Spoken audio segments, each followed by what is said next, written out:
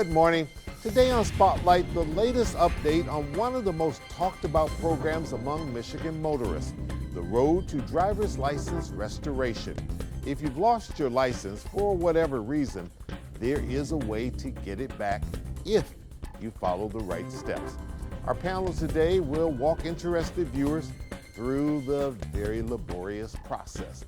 Our guest, Mary Carmen Munoz, Executive Director of LaSed, Keela Crane, Deputy Legal Director, Michigan Department of State, and Joanne Chavez, Chief Legal Officer of DTE Energy. It's Sunday, June the 25th. I'm Chuck Stokes, and this is Spotlight.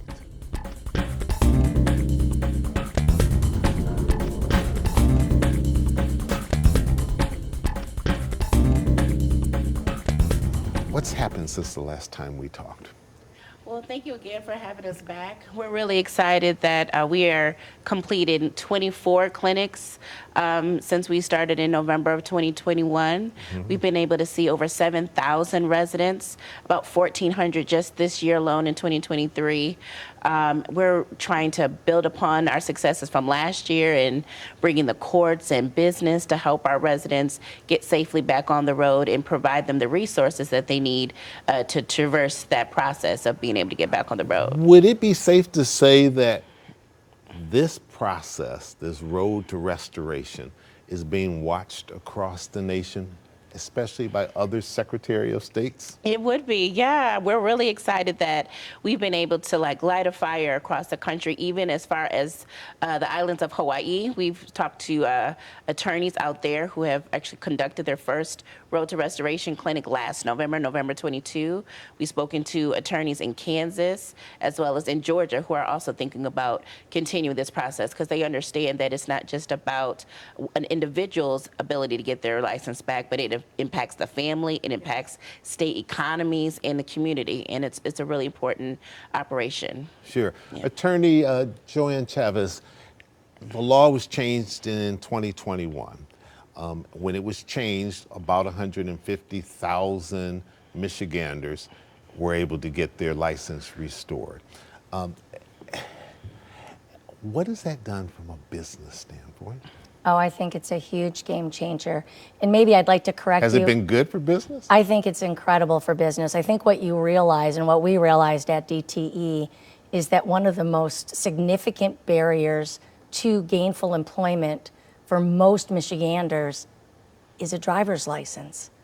And when you take those things for granted, you just casually care about these sorts of programs. You're not actively engaged, but we have seen our ability to improve the number of people who are now more actively interested in working with us and other employers, right? I think when you do this work, what you realize is that while 150,000 people are eligible, not all of them can readily do this. It's an antiquated statute, the way that I call them transcripts, but the way that our driver's license records show up and the court system, it's complex. It was complex for me.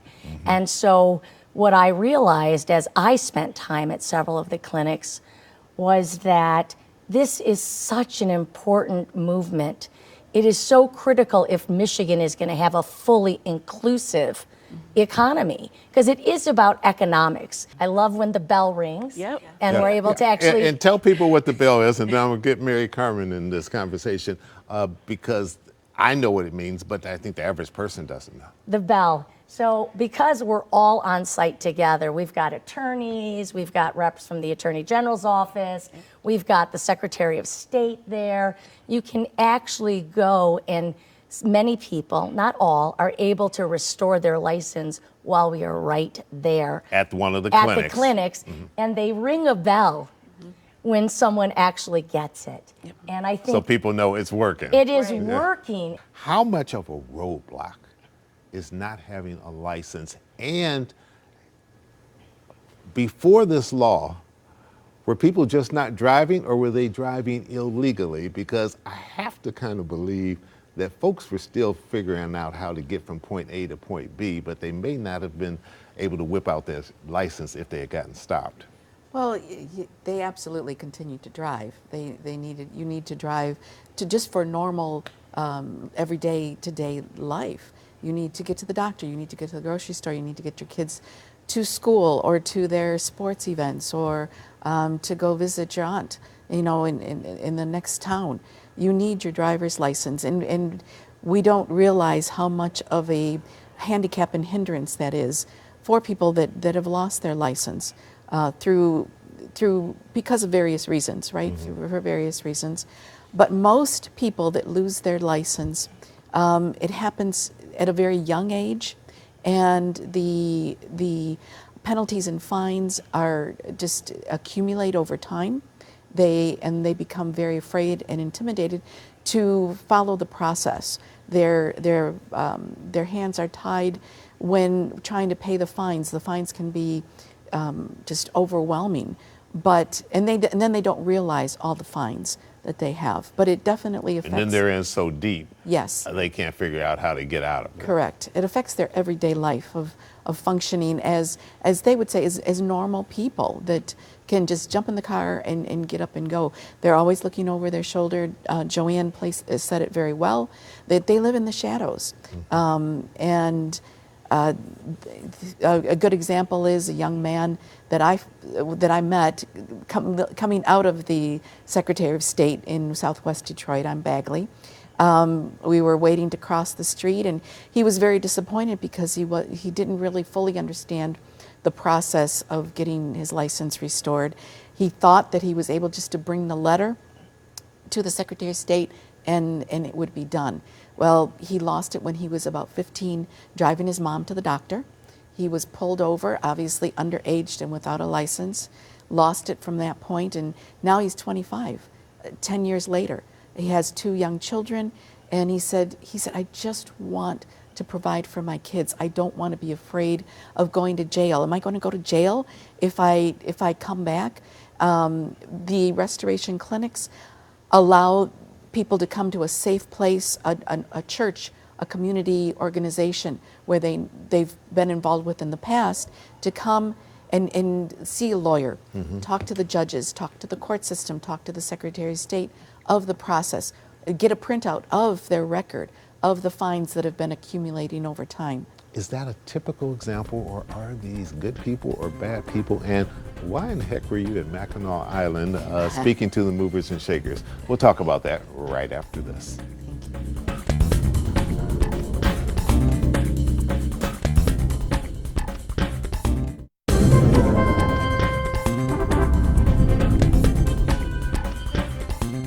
At some point, everybody at every walk of life, if you've been driving long enough, you've got some kind of ticket.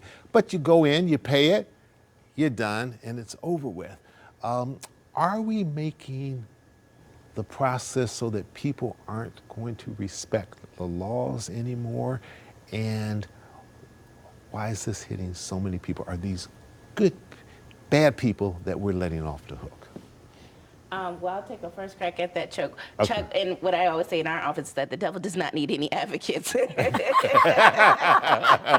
Okay. But nonetheless, no, I mean, it's not a good or bad people, it's people. And sometimes people need a little extra help. As Mary Carmen was stating, that sometimes these fines, they stack. And so you have multiple fines, and then you have a driver license clearance fee that the court assesses for each individual violation. So even if you have 2 violations, that's $90 on top of the 2 fines that you have to pay. And some people just do not have it. And I think I saw a statistic that the average person is of color, male, and young. That true? Absolutely. I think that my example of that young man that I met that lost his license at 15 because he was taking his mom, who was ill with cancer at the time, to her doctor appointment. They were already challenged with the doctor bills that cancer brings. He was only 15, still in high school, and so obviously it hits the young, it hits those in the lower income, it hits those with physical challenges more so than the average person. And so a lot of people get parking tickets. Just that if you got a really good job, you can pay it. Exactly. You're done with it. If you Right. don't have such a good job, or maybe you're a student in your school and you've been getting it Right. when you've been going to college and you're parking Right. on campus and what have you, or maybe Yes. rushing into class, you get a bunch of these and all of a sudden you look at this and you say, oh my gracious. And let's face it, when we were young, we all sometimes have done things that we wouldn't do when we're the age that I am now. But, you know, and we probably all had those conversations with our sons and daughters who are younger and say, why don't you pay this ticket? If you paid it, Right. it would have been $25. Now you've waited, you got all the penalties. Now you're looking at a $200 ticket. And then you get nervous, right? Like, so, oh my gosh, I have all of this debt. How am I going to take care of this? And I also have to buy food, and I also got to buy my kids soccer cleats or whatever else is going on. And so you have to make decisions, just like many other people in communities where I have to decide if I'm going to buy food or medicine. It is the same type of economic issue. And stacking upon that, right, we know that the driver's education was taken out of our school system. And so it really does hit lower income communities and young people. That's one of the reasons why the Secretary is trying to push to get driver's education back into schools, because if you don't have the ability to go through driver's ed, but your mom still needs to send you to the store for whichever, you're going to gamble because you got to go to the store. And if you get pulled over twice, currently under our law, you're not able to get a license for 3 years. But I still need to go to the store. I still need to help my younger brother and sisters. So Joanne Chavez, if you lose your license for whatever reason, how difficult is it to get it back, especially if you try to just go into the Secretary of State's office and do it by yourself without representation legal? I don't know if you need the formal legal representation, but you definitely need the formal legal analysis, because I think it is one of the most complicated things I have ever seen. Let's just say that every attorney that comes there has to be trained to learn how to read our driver's license records, really learn how to think about what restoration could look like based on your independent circumstances. So it is not as easy as just showing up, like this young person thought, to the Secretary of State and saying, I haven't had a ticket in 5 years, I'm good to go.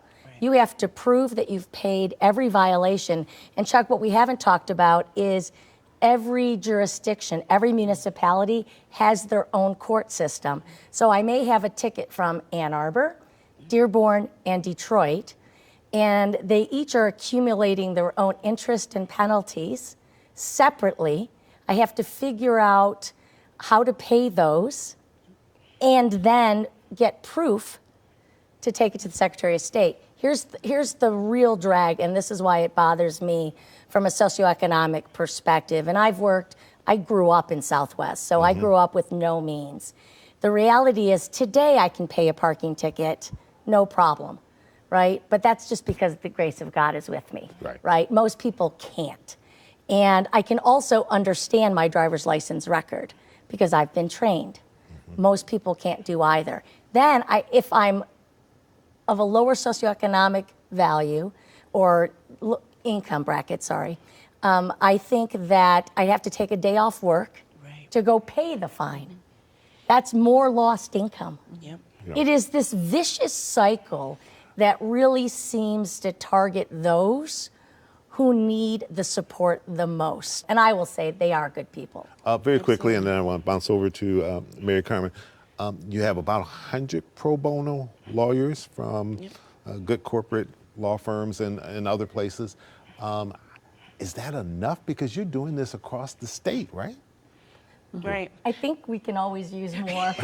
I was going to do the plug. We need more lawyers and we need more money, because the other part is that the courts, the local jurisdictions, don't waive the fines and penalties. And so each of those fines and penalties in every jurisdiction, so in my example, I have to pay Ann Arbor, Dearborn, and Detroit, all of my fines and penalties before I can even be eligible to get my license back.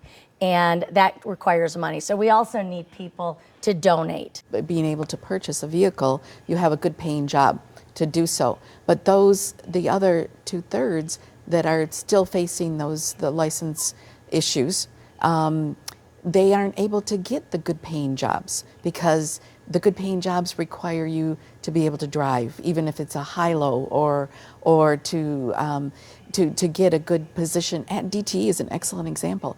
As tree trimmers, as customer service people that come by to repair those gas lines, etc.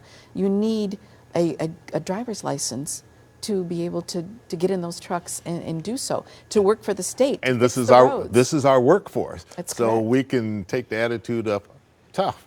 You know, you messed up, you got these tickets, we're not going to figure out any solution to help you get bailed out. We've just lost an employee, perhaps. And everyone deserves another chance. Yeah. Everyone deserves to be able to try again. All right, just tell me I got to get into another quick break. We'll come right back and we'll pick up on this conversation.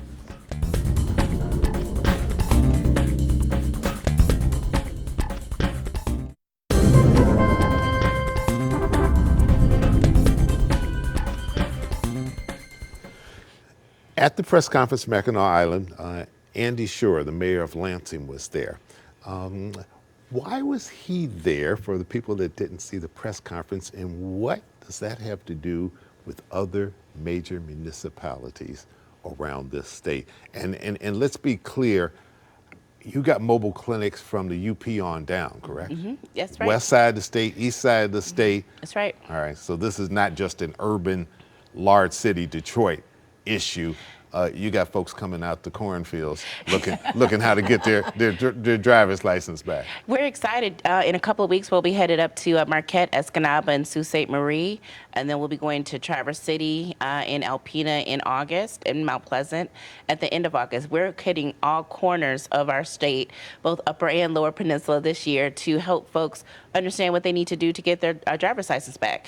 Just to kind of pick up what Mary Cameron was saying before, this could be an economic boost of $300 million for our state if just a third of those folks, of the 150,000 that Joanne was talking about earlier, are able to get a license. Because that means that they can work at DTE, they can go on trips, they can invest they can get better jobs. Even if they are currently employed, they can get even better jobs. They're paying gas taxes, they're paying multiple different types of taxes because they are able to traverse our wonderful state with a valid license. And not only just them, we had a person that came to our clinic a couple of weeks ago where just him being able to get his license back in Kalamazoo impacted 5 people in his family. Mayor Shore actually came to share a program that he started in Lansing.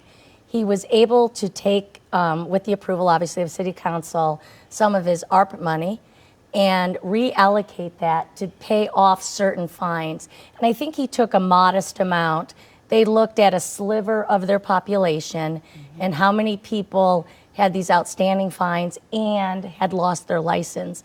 And my recollection is it was about $150,000. They were able to commit to these people so that they could then move forward with their license restoration. He's hoping, and I think we're all hoping, that other mayors and other leads of these municipalities will follow suit. And just at that clinic in Lansing, 25 people were able to get their license restored because it rang the bell. It was so enriching to hear, just constantly ringing because of what Mayor Shore did at that clinic. How many of those people have you found are kind of repeat offenders? They're back again, and you look up and say, didn't I just see you last year?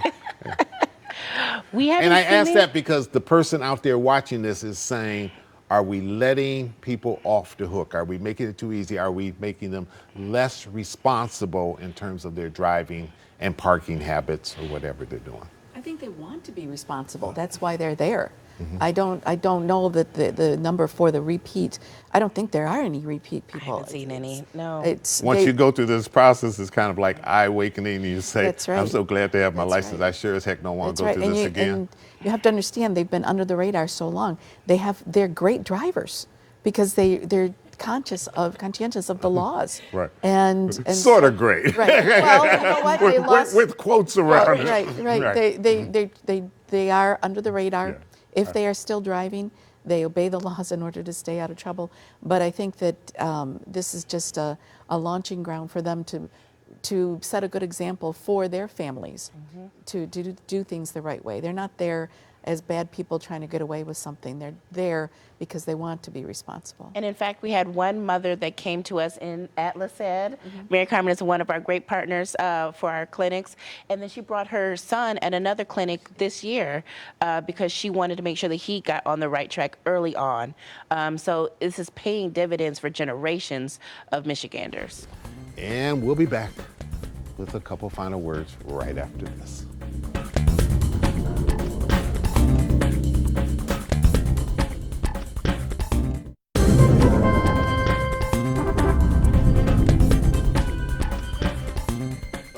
Mary Carmen Munoz, how are you getting the word out in the community? They trust LaSed, right? They do. We're honored and humbled that our community does trust us, and whether they have it at a community service provider like LaSed or a church where they trust the pastor, they trust that they're not going to get in trouble and be arrested that day.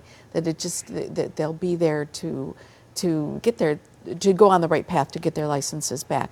However, getting the word out is not difficult. Ms. Crane, Yes. if people want to get more information, they trying to figure out where's the starting gate for all this. Sure. What do they do? Go to michigan.gov/road to restoration, or you put Michigan Road to Restoration in any search engine on the internet, and you can pull us up there, or you can contact 211, one of our great partners, and they'll get you signed up as well. I think most pro bono work is ongoing, so you always have to be with your clients on usually a prolonged basis. So this is an ability to give back one time.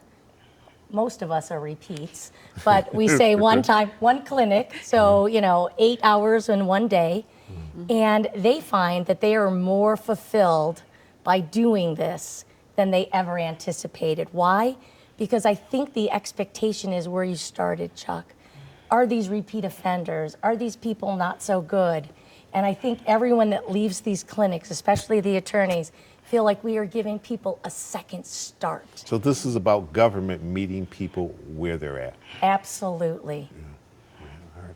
Joanne Chavez, thank you so much for coming in. Keila Crane, thank you so much for coming in. And Mary Carmen Munoz, thank you always for good having seeing you us. again as well. Thank you. And I'm Chuck Stokes. We'll be back next week with more newsmakers in the spotlight. We hope you have a great week.